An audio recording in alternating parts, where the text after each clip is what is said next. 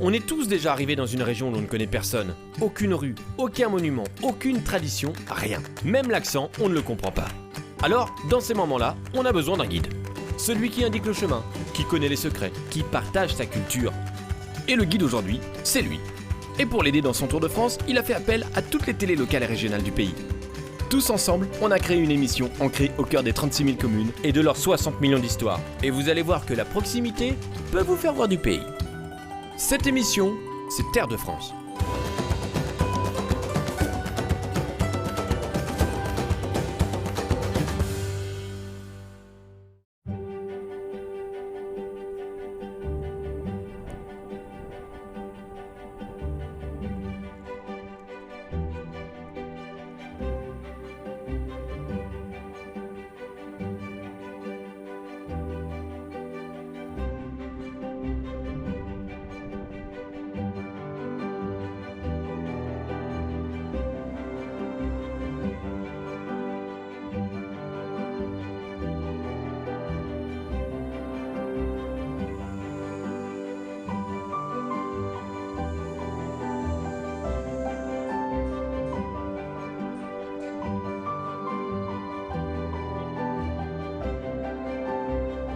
Bienvenue dans ce nouveau numéro de Terre de France Reportage.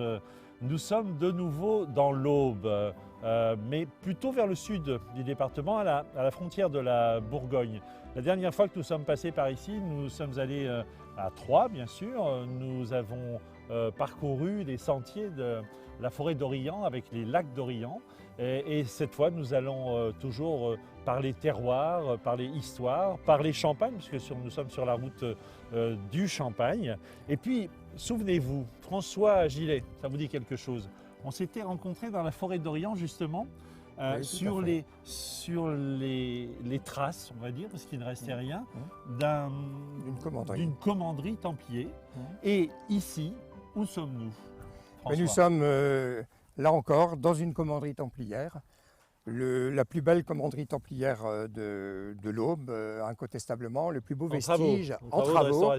Voilà, c'est une commanderie qui a été acquise par le Conseil général de l'Aube et qui est en train de restaurer effectivement l'ensemble du corps de logis. Ça va faire quelque chose de tout à fait exceptionnel pour l'avenir. Ce qui est unique, c'est que autant dans la forêt d'Orient, il ne restait rien. Il fallait se dire que c'était là à voilà, l'époque. Tout à fait, il fallait imaginer. Il fallait imaginer. Alors les Templiers, on les situe entre le début du XIIe siècle et le début du XIVe. Voilà, tout à fait. Ces deux siècles-là. Tout à fait. Et les pierres qui sont derrière nous, qu'on verra mieux tout à l'heure, elles remontent à cette époque. Ah, tout à fait. Ce qu'il y a de remarquable sur ce site, c'est que la chapelle, on peut dire, est exactement dans l'état qui était le sien à l'époque des Templiers, quand ils priaient dans cette chapelle. Et en face, le corps de logis, les spécialistes qui ont travaillé, qui ont étudié notamment les maçonneries, etc., viennent de nous démontrer effectivement que le corps de logis lui-même est encore d'époque templière, malgré l'importance des remaniements au XVIe siècle. Alors François et son épouse Valérie, qui se cache là-bas derrière, sont tous deux historiens. Vous êtes historien, vous vous intéressez beaucoup aux Templiers, beaucoup à votre région aussi. Oui, bien sûr. Vous avez écrit un livre, un ouvrage. Oui, il y a très longtemps, sur la commanderie d'Avaleur, d'ailleurs, en 95. Alors ce que je vous propose, François, c'est de nous emmener à l'intérieur, même s'il y a des travaux. On va regarder un petit peu à quoi ça ressemblait et ça ressemblera dans quelques mois, puisque dans quelques mois les travaux sont terminés. Puis on ira voir la chapelle parce que je crois savoir qu'il y a une charpente assez extraordinaire. Tout à fait, une charpente qui date de la fondation de cette chapelle. Mais gothique. Qui est gothique. Qui est gothique. Qui est gothique. Alors, gothique roman. On va vous expliquer tout ça. On y va.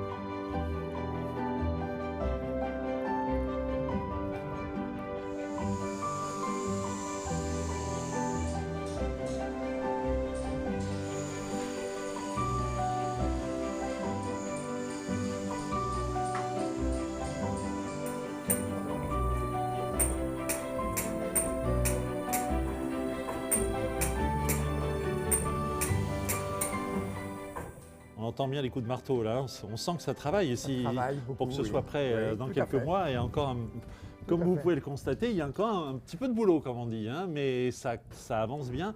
Alors François, un peu de pédagogie, les Templiers. Qui étaient les Templiers et pourquoi? Alors ça, c'est une vaste question. En réalité, les Templiers, pour comprendre ce que sont les Templiers, il faut comprendre le contexte dans lequel ils ont été créés. Le contexte dans lequel ils sont créés, c'est tout simplement l'affaire des croisades. C'est-à-dire qu'à un certain moment, les pèlerins ne pouvaient plus se rendre librement à Jérusalem. Il y avait eu des changements géopolitiques avec l'arrivée des Turcs seltchoukides qui coupent la route des pèlerinages.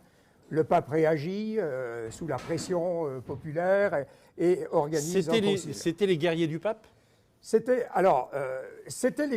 les guerriers du pape, parce qu'effectivement, ce sont des gens qui sont devenus ensuite les guerriers du pape. Mais c'était avant tout des moines, c'est ça qui est paradoxal.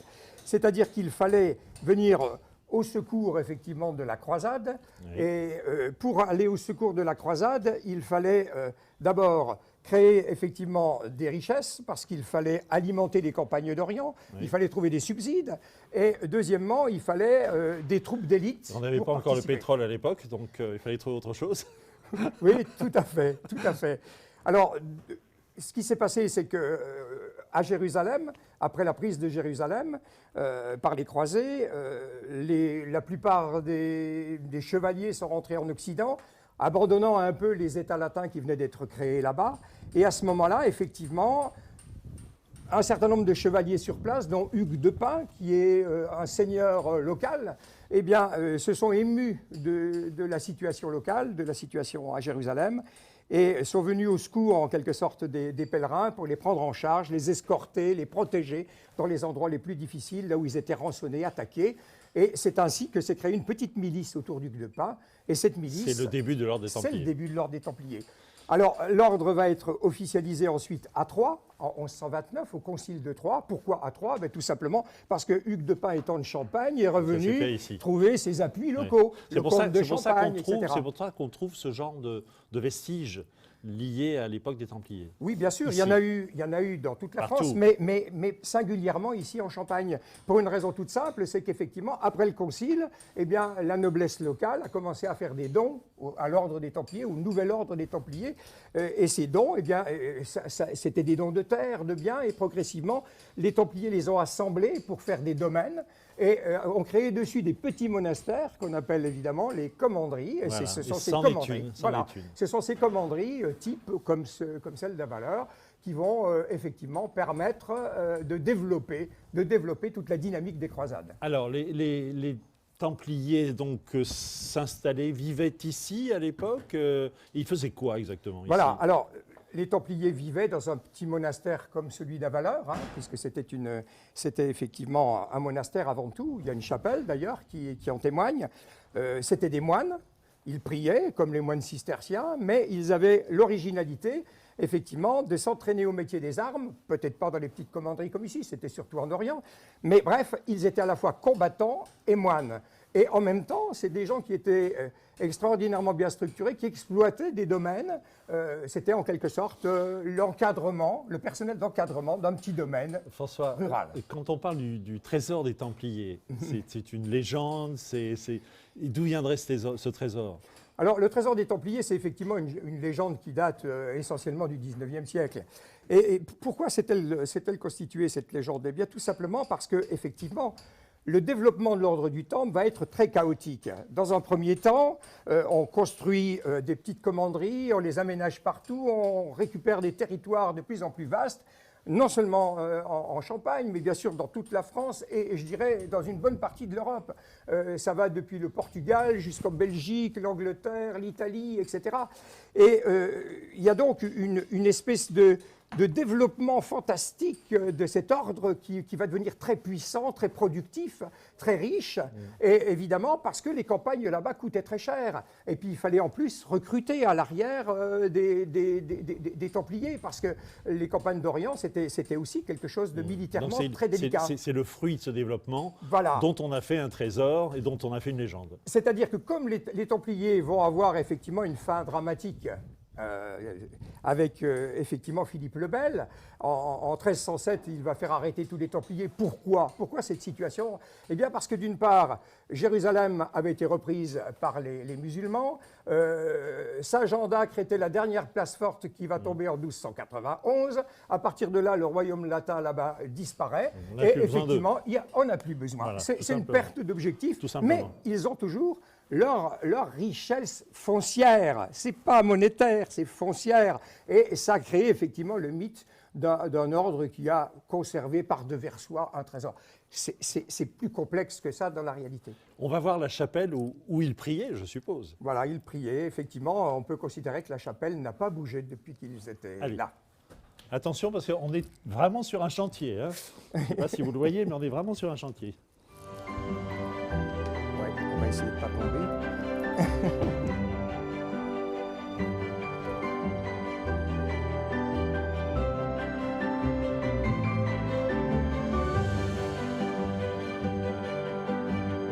Ah, voilà la chapelle, François.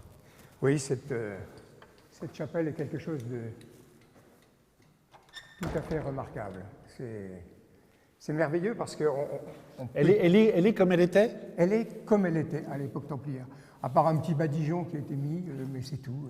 Elle est telle qu'elle était. Mais alors justement, le badigeon, ce sont des fresques qu'on aperçoit là. Voilà, tout à fait. Alors ça, c'est peut-être une des richesses de l'avenir de cette chapelle, c'est-à-dire qu'il y a eu des sondages et ces sondages ont mis en évidence effectivement des décors le long des lancettes. Ça, c'est quelque chose d'extrêmement rare, d'exceptionnel.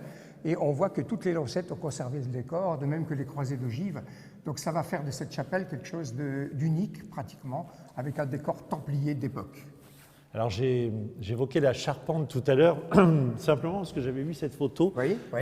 On va aller faire quelques images là-haut. Qu'est-ce qu'elle a d'extraordinaire, cette charpente? Bien, la charpente là-haut est très intéressante parce qu'elle est typique d'ailleurs du gothique. C'est-à-dire qu'elle est d'époque d'abord, hein. Oui. Elle est du XIIIe siècle, comme Oui. la chapelle, Oui. ce qui est rare quand même. C'est une des charpentes les plus anciennes de notre région. Et son intérêt, c'est qu'elle est typique effectivement des charpentes gothiques. C'est-à-dire qu'à l'époque romane, il y avait des voûtes en plein cintre, on reposait directement les charpentes sur les voûtes. Donc le poids de la voilà. toiture, on va dire, Voilà. reposé sur les voûtes. Sur des voûtes particulièrement solides. Oui. Le plein cintre est quelque chose de solide. Donc le poids s'appuie sur les murs porteurs et non plus sur, Voilà, sur la voilà. voûte, ce qui permet de faire des constructions beaucoup plus Et importantes. on vient de comprendre, grâce à vous, quelle est la différence entre le roman, le gothique et pourquoi. Et surtout pourquoi. Donc cette chapelle va être restaurée, François? Oui, bien sûr, elle appartient à la ville de Bar-sur-Seine et la ville de Bar-sur-Seine a l'intention de refaire déjà dans un premier temps la couverture. Là, il y a une couverture provisoire et effectivement, lorsqu'elle sera hors d'eau, après on pourra envisager la restauration des fresques, etc. et lui donner son lustre ancien. C'est votre passion. Hein. Depuis qu'on se connaît, depuis la forêt d'Orient, on sent que vous avez envie que ce patrimoine vive et puisse être transmis aux générations futures. Bien sûr, je crois que c'est une mission importante parce que c'est tout un pan de notre histoire, ce sont nos racines et les racines pour chacun d'entre nous, c'est une façon de se situer dans le monde et c'est fantastique. Et puis François, je crois que vous avez même découvert des poteries de l'époque des Templiers. Oui, tout à fait. En 92, avec Valérie, lorsqu'on a fouillé donc une cave, on a retrouvé un dépotoir tout simplement archéologique, donc avec des céramiques nombreuses, une cinquantaine, des grès aussi, etc., avec des tasses, des pichets, un peu de verre, etc. Et l'ensemble est datable de la fin du XIIIe, disons début XIVe siècle, c'est-à-dire la période de la suppression de l'ordre du Temple. C'est très intéressant, très émouvant de dire que les pichets qu'on a pu retrouver sont effectivement peut-être ceux de nos Templiers de la Valeur. Exactement. Et ce qui est troublant aussi, c'est qu'on voit encore les doigts du potier à l'intérieur de la terre et du grès. Et ce qu'il y a de remarquable, c'est qu'en plus, on connaît ici l'identité des derniers Templiers parce qu'ils sont arrêtés au moment du procès. Il y a notamment Chrétien de Bissé, qui est quelqu'un qui, pour nous, est affectivement encore très présent parce qu'effectivement, c'est peut-être sa tasse ou son pichet. C'est ça qui est merveilleux. Est-ce que vous connaissez un jeune homme de 23 ans qui est en train de, c'est pas une colle, qui est en train de restaurer un château à 23 ans. Il a acquis un château quasiment en ruine, c'est ça, hein? Oui, tout à fait, qui est ce jeune homme? Comment oui, alors s'appelle-t-il? effectivement, c'est un jeune qui s'appelle donc Guyot, tout simplement, et qui fait partie d'une famille très connue pour sa passion pour le patrimoine. C'est un garçon qui par tradition familiale, acquièrent ce château avec l'ambition effectivement de le restaurer et Voilà. de le restituer au Il public. a commencé par C'est le merveilleux. château, puis le parc. Et avec Canal 32 qui nous accueille ici dans l'Aube, eh bien, nous allons lui rendre une petite visite. 23 ans, vous imaginez? Ouais. Merci François. C'est merveilleux. À seulement 23 ans, Édouard est propriétaire d'un château de 60 hectares. C'est pas banal, mais justement, c'est ça qui est amusant, c'est que les gens découvrent que voilà, même si on n'a pas de diplôme, même si on n'a pas d'argent, on peut, voilà, avec un peu de volonté et un peu d'envie, on peut aller voir une banque et sur un pari un peu fou, monter un dossier en quelques semaines, faire une proposition, si elle est acceptée, réussir à lever des fonds et après démarrer l'aventure. Mais tout ça, c'est du poker, c'est complètement du poker. Et quand ça marche, ouais, on remercie le ciel ou le destin, je ne sais pas qui, mais on est heureux d'être là et après on se donne tous les moyens et on ne compte pas ses heures, évidemment, on ne compte pas ses heures ni son travail pour arriver à ses fins. Et moi, mon but, c'est vraiment de restaurer le château et de développer un maximum d'activités parce qu'il y a un potentiel incroyable ici. Et du travail, il va en falloir. Il y a 1 an et demi, Édouard découvre le château. 6 mois plus tard, il achète la propriété en ruine pour 500 000 €. Cet hiver, lui et une quarantaine de bénévoles retapent une partie de la demeure. Ça, c'est une photo du grand couloir de la cave où on a retrouvé des égouttoirs à bouteilles de champagne et on en a réinstallé près de 800. Donc maintenant, c'est un côté très, très sympa, très champêtre. Mais effectivement, oui, voilà, ça, c'est les caves avant travaux où on voit un peu les gravats au sol, les enduits complètement verdâtres à cause de l'humidité. Ce que Édouard aime le plus, c'est faire revivre les lieux. Trouver des couleurs, des odeurs, des ambiances. Et on a l'impression d'être dans un film. Voilà, c'est un peu un film du 19e siècle où on a l'impression que voilà, il y a des cuisinières qui travaillent en cuisine. Ici, qu'il y a le maître de chai qui est en train de préparer sa prochaine cuvée de champagne. Enfin bon, on imagine plein de choses et c'est complètement euphorique en fait. Surtout du point de vue du propriétaire. Après 6 mois de travaux, oui. Mais voilà, l'émotion, elle est créée par le lieu, pas par mon travail. Ce serait prétentieux de dire ça, donc c'est vraiment le lieu qui est magique. Un lieu magique et un travail colossal qu'Édouard aime faire découvrir aux visiteurs. Le château de Vaux ouvre ses portes au public jusqu'au mois de novembre.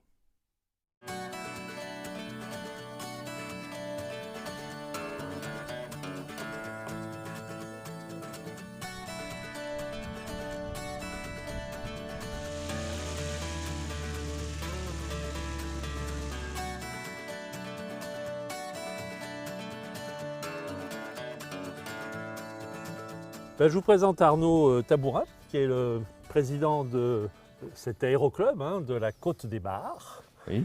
Et pourquoi on est venu chez Arnaud? Simplement parce qu'on va survoler toute la région, des vignobles, des caves, des maisons aussi, parce qu'il y a de jolies pierres ici. Tout à fait. Et vous verrez que vue d'avion, c'est assez exceptionnel. Et puis aussi parce que il y a quelques mois de cela, toute la région a été classée à l'UNESCO, c'est ça? A été inscrite, Inscrite oui, au au patrimoine patrimoine de l'UNESCO. mondial de l'UNESCO. Mondial de l'UNESCO. Voilà. C'était une revendication, Arnaud? C'était C'était une vraie volonté? Oui, c'était une vraie volonté. On avait déjà échoué une première fois.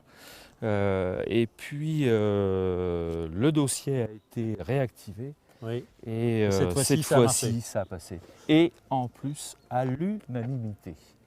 On a été inscrit grâce à l'unanimité de tous les pays qui ont décidé cette inscription. Qu'est-ce qui a pesé le plus lourd d'après vous? C'est quoi? C'est la vigne? C'est le champagne? C'est C'est, je sont les crois, villages. le produit et tout ce qui va autour, même son industrialisation.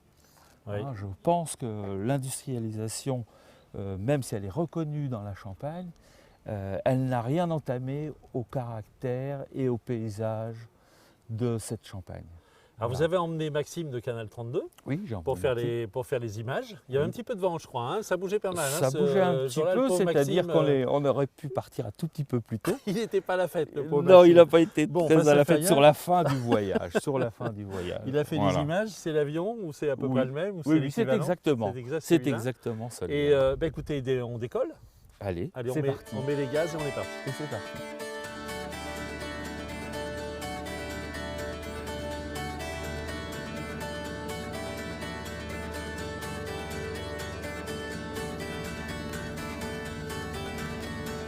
d'abord commencer par survoler une des capitales de la Côte des Bars, Bar-sur-Seine. Alors bar, ça vient d'où ce mot? Ça veut dire quoi? Ça veut dire mont? Ça veut dire- Bar, c'est mont, c'est le roc, c'est le dur. Donc on peut supposer que Bar-sur-Seine était sur les hauteurs. D'ailleurs, on retrouve des vestiges.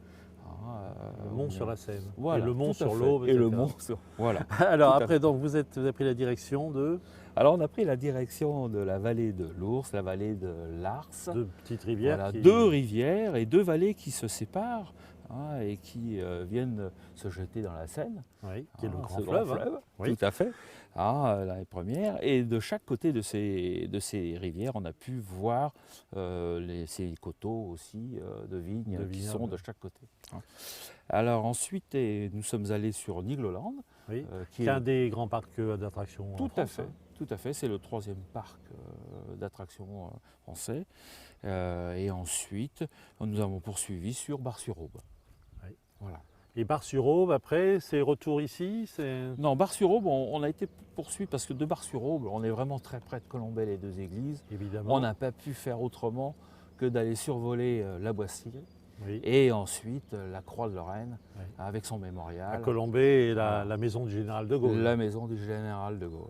Voilà. Qui est à combien d'ici en kilomètres à peu près? Oh, en kilomètres, il faut compter.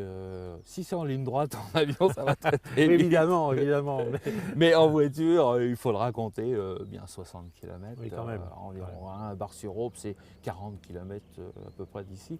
Et puis, en poursuivant encore, nous sommes allés au-dessus d'Hérissé, ce fameux village qui possède ces 3 anciens villages, qui est le plus grand terroir viticole de la Champagne, avec ses 880 hectares. Et oui, c'est 300 vignerons. Et ses 300 Et son vignerons, célèbre tout à fait rosé d'Hérissé. Eh bien, on y va Voilà, maintenant. On y va. Merci beaucoup Arnaud pour Mais ces belles Je images. vous en prie, Jacques. Merci.